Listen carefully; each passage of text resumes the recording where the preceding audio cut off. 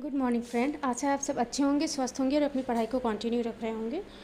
तो सुबह का समय हो रहा था और यहाँ पे मैं अपना ब्रेकफास्ट और लंच की प्रिपरेशन कर रही थी। तो जैसा कि आपको पता होगा कि मैं बेसिक में टीचर हूँ प्राइमरी में। तो फिर बस आज मुझे स्कूल के लिए जाना था क्योंकि मैंने मेडिकल लीव ले रखी थी, तो मेडिकल लीव मेरी ख़त्म हो गई थी। आज मेडिकल लीव मेरी फिनिश हो गई थी, तो मुझे आज से ज्वाइन करना था स्कूल के लिए। तो बस मैं अपने लंच और बच्चे के लिए लंच और ब्रेकफास्ट की प्रिपरेशन कर रही थी। तो जैसा कि मैंने आपको बताया था कि मेरे 2 बच्चे हैं। तो बड़ा बेटा मेरा एलकेजी में है, स्कूल जाता है, और छोटी बच्ची भी 9 महीने की है, वो मेरे साथ मेरे स्कूल चलेगी। तो बस अभी बस वही प्रिपरेशन कर रही थी।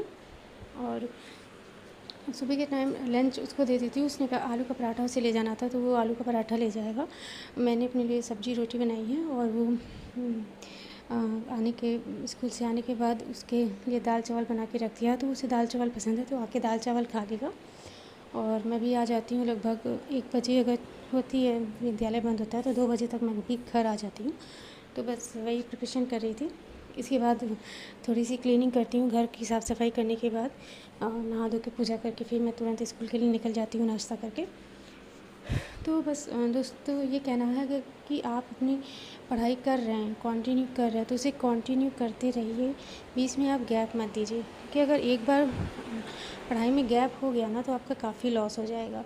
क्योंकि जब जो एक रिदम बनी रहती है ना, उसे आप बिगड़ने मत दीजिए। वो कंटिन्यू रहेगा तो ज़रूर आप एक ना एक दिन सक्सेस पाएंगे। तो अपनी पढ़ाई को कंटिन्यू करते रहें, बीच में गैप मत कीजिए। कोई कुछ भी कहे, कैसा भी कहे, आपके बारे में बुरा कह रहा है, तो एक कान से सुनिए, दूसरे कान से निकालिए। क्योंकि वही लोग कल आपके बारे में अच्छा कहेंगे जब आप सक्सेस हो जाओगे। तो अपनी पढ़ाई के लिए कभी भी कोई रुकावट आए तो आप उसे रुकावट आने मत दीजिए। आप अपनी पढ़ाई को कंटिन्यू रखिए। दुनियादारी छोड़ दीजिए, दुनियादारी सीख लीजिए कि आपको पढ़ना ही है, पढ़ना ही है। आप अपना लक्ष्य बना लीजिए।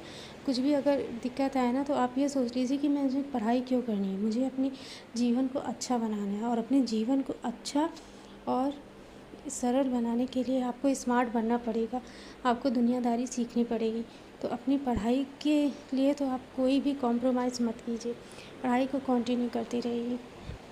और अगर आप यूपीपीसीएस या यूपीएससी की प्रिपरेशन कर रहे हैं तो उसके लिए आपको बहुत ही ज़्यादा मेहनत करनी पड़ेगी। अगर आप अभी आपने शुरुआत किया तो मैं तो कहती हूँ लगभग 1 साल का आप टाइम दीजिए और उसकी अच्छी सी प्रिपरेशन कीजिए।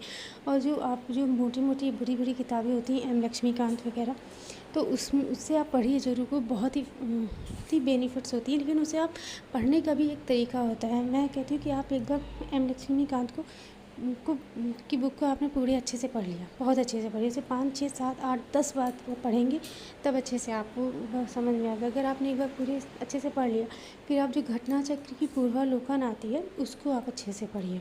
उसको पढ़िए, उसमें आप देखिए कि किस टॉपिक से कहाँ से कैसे क्वेश्चन आ रहे हैं। तो उस टॉपिक को आप एम लक्ष्मीकांत से बहुत ही अच्छे से पढ़ लीजिए, या आप उसके नोट्स बना लीजिए। खुद के नोट से पढ़ने में बहुत ज़्यादा ही हेल्प मिलता है। तो मैं कहूँगी आप पहले उसको पढ़िए, फिर घटना चक्र पूर्वालोकन में देखिए, क्योंकि पीवाईक्यू से भी बहुत क्वेश्चन पूछते हैं। तो अगर आप घटना चक्र पूर्वालोकन से देख रहे हैं कि किस टॉपिक से कैसे क्वेश्चन आ रहे हैं, फिर उसको आप एम लक्ष्मीकांत से पढ़ के उसको अच्छे से उसकी नोट्स प्रिपेयर कर लीजिए। और करंट अफेयर्स के लिए भी आप अच्छे से नोट्स अपना डेली करंट अफेयर्स लिखिए। यूट्यूब में बहुत सारे चैनल हैं ऐसे जो आपको डेली करंट अफेयर्स देते हैं, तो उसका भी आप नोट्स बना लीजिए। नोट्स बना लीजिए, उसको रिवीज़न करते रहिए। मैंने तो करंट अफेयर्स ऐसे ही मैं प्रिपेयर करती हूँ। मैं डेली का करंट अफेयर्स नोट करती जाती हूँ और उसी को मैं पढ़ती हूँ। उसके बाद जब लास्ट में होता है एग्ज़ाम, तो दृष्टि की आती है घटना चक्र की, तो मैं वो ले लेती हूँ, वो पढ़ती हूँ। वो भी काफ़ी अच्छी बुक्स होती हैं। लेकिन अगर आप डेली का नोट्स बना रहे हैं ना, तो उससे आपका काफ़ी मुझे लगता है कम से कम 80% तो आपका करंट अफेयर का कवर हो ही जाता है। तो बस यही है कि आप अपनी पढ़ाई को कंटिन्यू रखिए, कि पढ़ाई में कोई रुकावट मत लाइए। और विकास दिव्य कीर्ति सर हैं, आपने ज़रूर सुना होगा उनके बारे में। जैसे उन्होंने एक बात कही है कि हम अपनी पूरी ज़िंदगी दांव में लगा देते हैं सिर्फ इसलिए कि लोग हमारे बारे में अच्छा सोचें। इससे अच्छा है कि लोग हमें 4 गालियाँ दे दें और हम अपनी एक कोशिश कर लें अपनी ज़िंदगी को सँवारने के लिए। तो ये काफ़ी अच्छी बात कही है। हम दूसरों के बारे में ये सोचेंगे ना कि वो हमारे बारे में अच्छा सोचे, तो मैं उसके लिए ये करूँ, मैं काम करूँ, ये करती रहूँ दिन भर, अपने आप को मतलब एकदम वो कर दूँ। ये सब नहीं करिए, आप अपना काम करिए, आप अपना आपको जितना ज़रूरी लगता है उतना सारा काम कीजिए भाई। तो बस यहाँ पे मैं घर की साफ़ सफाई करके रूम को क्लीन करके उसके बाद मैंने थोड़ी देर अपनी बच्ची के साथ खेल रही थी, उसको थोड़ा सा प्यार कर रही थी। फिर उसके बाद उसको भी मैं नहलाऊँगी धुलाऊँगी। उसके बाद मैं भी नहा के पूजा करने के बाद थोड़ा सा नाश्ता करके फिर हम लोग स्कूल के लिए निकलेंगे। आज स्कूल में मैंने एक एक्टिविटी कराई थी जो आप ज़रूर देखिएगा। देखो बच्चों, आज एक एक्टिविटी करवाने जा रहे हैं सब्जियों के नाम की, ठीक है। एक एक करके सब लोग सब्जियों के नाम बताएंगे और इसमें मैंने कोई एक सब्जी का नाम लिखा है, ठीक। तो उसे जो अच्छे से गैस कर लेगा, जो बता ले जाएगा, तो उसको एक बनाना मिलेगा। ठीक है, अच्छा तो शुरू करें। चलो कोई सब्जी का नाम बताओ। पोटैटो। नहीं। टमाटो। नहीं, तेज तेज बोलो। ब्रिंजल। हिंदी में बोलो। बैंगन। बैगन, बहुत सही, एकदम सही बताई, बैगन ही लिखे हैं। लो लो भाई लो। तो बस स्कूल से आने के बाद मैंने फ्रेश हुई, अपने बेटे के साथ थोड़ी देर बैठी क्योंकि वो बोल रहा था मम्मा थोड़ी देर मेरे साथ बैठो, तो उसके साथ बैठी। उसके बाद अपना आज मैं फ़िज़िक्स का एक पोर्शन उठा रही थी। फ़िज़िक्स में मैं ऑप्शनल टिक कर रही थी, ऑप्शनल लगा रही थी। वैसे ऑप्शनल मेरे ऑलरेडी कंप्लीट हो गए हैं। मेन जो ऑप्शनल के नीचे आपका बॉक्स में फैक्ट्स दिए रहते हैं, एक्सप्लेनेशन दिए रहते हैं, उन्हें पढ़ती हूँ। उन्हें आप ज़रूर पढ़िए, उन्हें मत स्किप कीजिए क्योंकि उन फैक्ट से ही आपके 2 से 3 क्वेश्चन आराम से आ जाते हैं।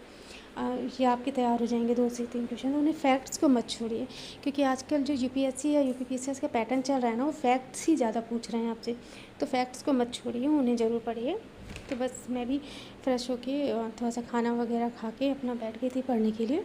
बच्ची भी मेरी सो गई थी और उसके बाद बेटा भी सो रहा था। लगभग 6 साढ़े 6 बजे तक बच्ची उठती है, तो तब तक मैं अपनी पढ़ाई कर लेती हूँ। फर्स्ट स्लॉट हो जाता है 3 साढ़े 3 घंटे तक लगभग। तो 3 बजे यहाँ पे मैं बैठी थी पढ़ने के लिए। उसके बाद फिर उठूँगी तो अपना शाम का चाय वगैरह नाश्ता बनाऊँगी, बच्चे को भी कुछ दूँगी खाने के लिए। फिर 7 बजे लगभग अपना डिनर की प्रिपरेशन करती हूँ और फिर सब कंप्लीट होने के बाद लगभग 10 बजे मैं फ्री हो जाती हूँ। बच्ची सो जाती है 10 बजे तक। तो फिर मैं अपना सोचती हूँ एक डेढ़ घंटा और स्टडी में दे देती हूँ। तो लगभग 10 से 11 साढ़े 11 बजे तक मेरा हो जाता है। तो लगभग जब स्कूल रहता है तो मुझे 4 से साढ़े 4 घंटे ही पढ़ाई हो पाती है। कोशिश करती हूँ कि 4 घंटे पढ़ाई तो हो ही जाए। उसके बाद क्योंकि पढ़ाई में गैप हो जाता है ना, तो बहुत ही ज़्यादा डिस्टर्ब हो जाता है। तो बस बने रहिए मेरे ब्लॉग पे। आज के लिए इतना ही, मिलते हैं नेक्स्ट ब्लॉग पे। Thank you.